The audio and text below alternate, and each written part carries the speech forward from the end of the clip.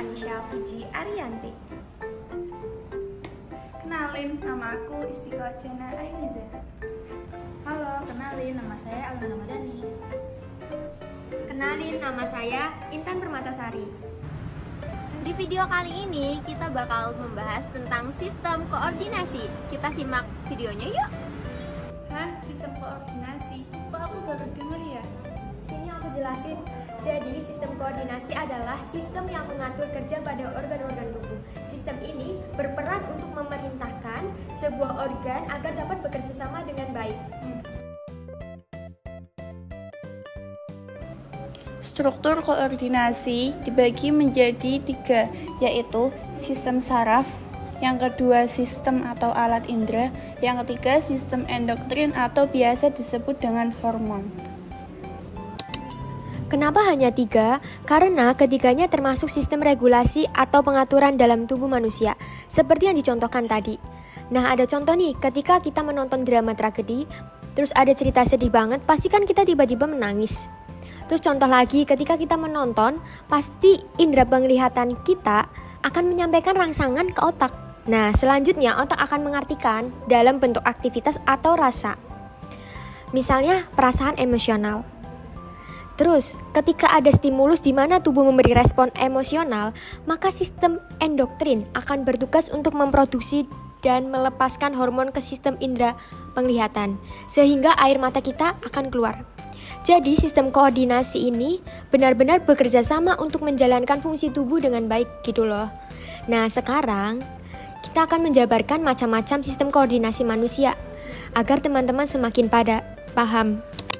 Yang pertama, sistem saraf. Sistem yang satu ini sepertinya sangat berperan ya guys. Gimana nggak berperan? Sistem saraf aja tugasnya mengendalikan seluruh aktivitas tubuh.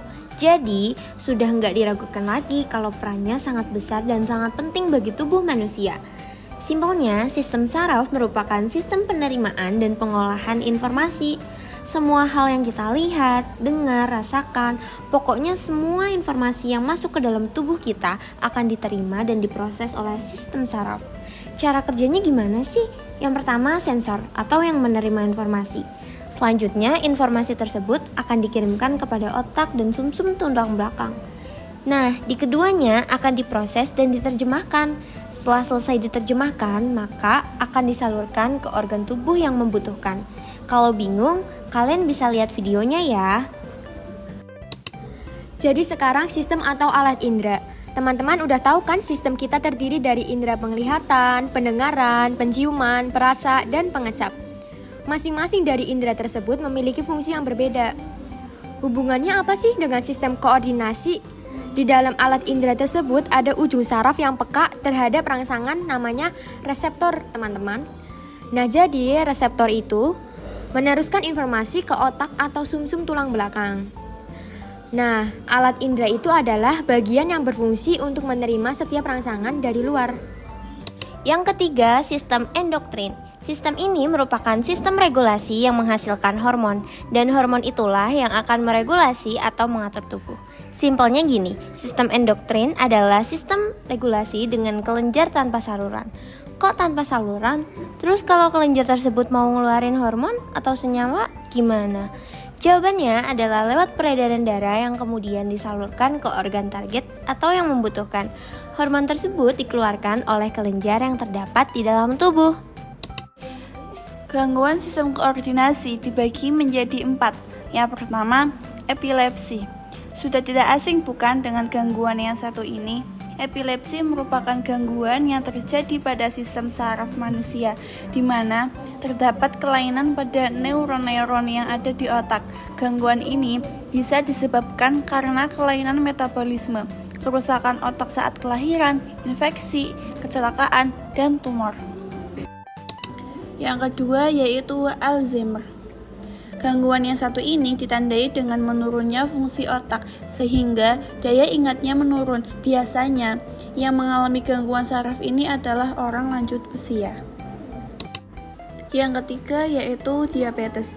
Penyakit yang satu ini merupakan salah satu gangguan pada sistem endokrin.